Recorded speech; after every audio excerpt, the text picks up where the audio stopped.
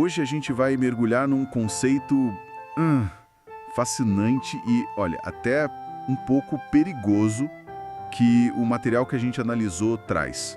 A tal da isca da ofensa. Isso mesmo. Vamos explorar usando os trechos de A Isca de Satanás como uma coisa tão comum, né? Como se sentir ofendido pode virar uma armadilha espiritual. E como lidar com isso, segundo o autor, claro.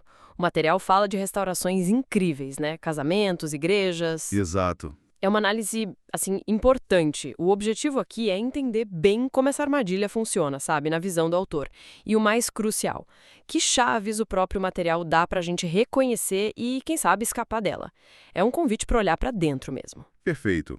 Então, a ideia central que o material apresenta é essa: a ofensa como isca, uma ferramenta para prender as pessoas. Sim. O texto até cita 2 Timóteo, falando daqueles que ficam contendendo e acabam caindo nos laços do inimigo. Mas como assim prender? Como essa ofensa prende a gente?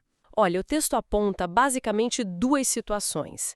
Tem aquelas pessoas que, de fato, sofreram uma injustiça. Real, sabe? Aconteceu mesmo. Certo. Mas aí tem um outro grupo, que talvez seja até maior, que acredita ter sido injustiçado. Às vezes por informação errada ou uma interpretação distorcida das coisas. E aí entra um ponto-chave que o autor levanta: o orgulho.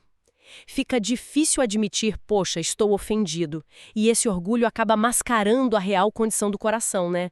Lembra um pouco aquela autoavaliação errada da igreja de Laodiceia, que o Apocalipse menciona. Faz sentido. Essa ligação com o orgulho é forte mesmo. E tem aquela analogia do ouro que o autor usa. Achei bem visual. É ótima, né? Um coração puro seria como ouro refinado, maleável. Mas a ofensa que não se resolve, a amargura, o ressentimento, agem como ligas metálicas, endurecendo o coração. Exatamente.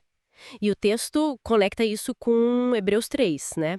O coração endurecido pelo engano do pecado. A ofensa não tratada, então, deixaria a gente menos sensível espiritualmente, mais vulnerável a ser enganado. Sobre nós mesmos, sobre os outros. E sobre Deus, exato. E quando alguém cai nessa armadilha, as consequências que o material descreve são pesadas, né? Sim, bastante. Vai desde relacionamento quebrado, o texto fala em guerras civis dentro de casa, nas igrejas, até a visão espiritual ficar turva. Isso. A pessoa começa a julgar pela aparência, por fofoca, perde a clareza, sabe? E no fundo é um estado de aprisionamento mesmo.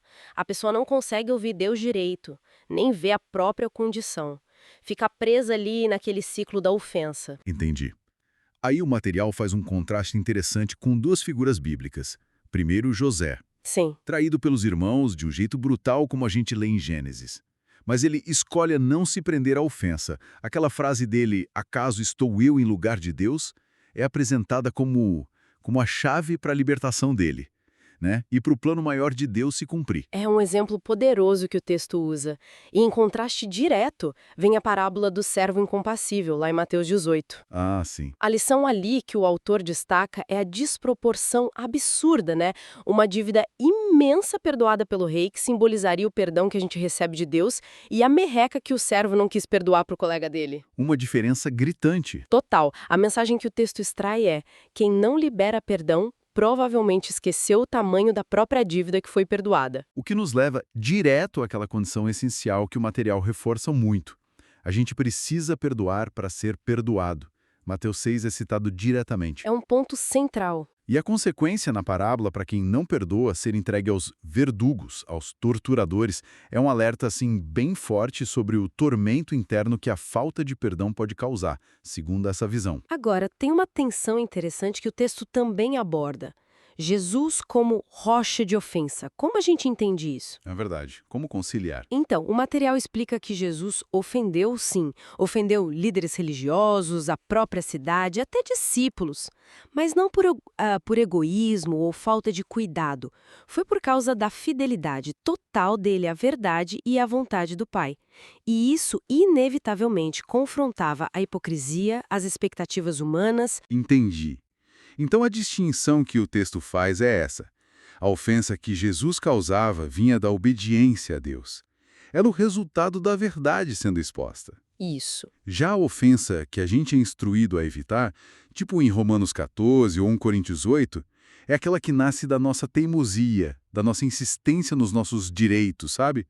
Da falta de amor ou humildade que acaba fazendo o outro tropeçar. Exato. O exemplo de Jesus pagando o imposto do templo, mesmo sendo isento, para não nos escandalizarmos, ilustra bem essa diferença, né? Ele abriu mão de um direito para não causar tropeço desnecessário. Boa lembrança. Então, como é que se sai dessa armadilha da ofensa, segundo o caminho proposto no material? A gente pode agrupar. Primeiro, uma mudança que começa por dentro.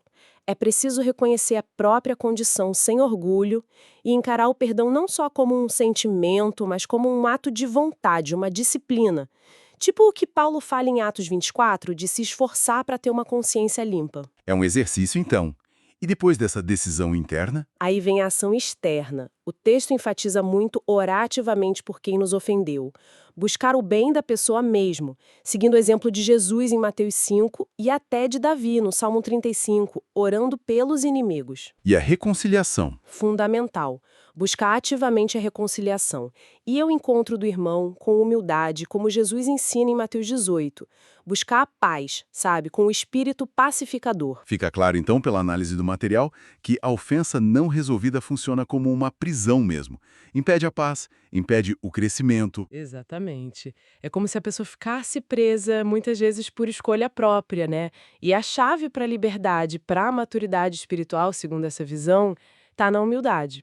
Humildade para ver a nossa própria necessidade de perdão e disposição para perdoar os outros, assim como a gente foi perdoado. Isso tudo nos leva a uma reflexão final bem importante que esse material suscita. Sim, com certeza. Fica aquela pergunta para a gente pensar, né? Quais ofensas, talvez aquelas mais sutis que a gente nem admite direito, podem estar agora mesmo distorcendo a nossa visão, alimentando alguma briga interna silenciosa ou impedindo a gente de sentir uma paz mais profunda? É algo para se pensar.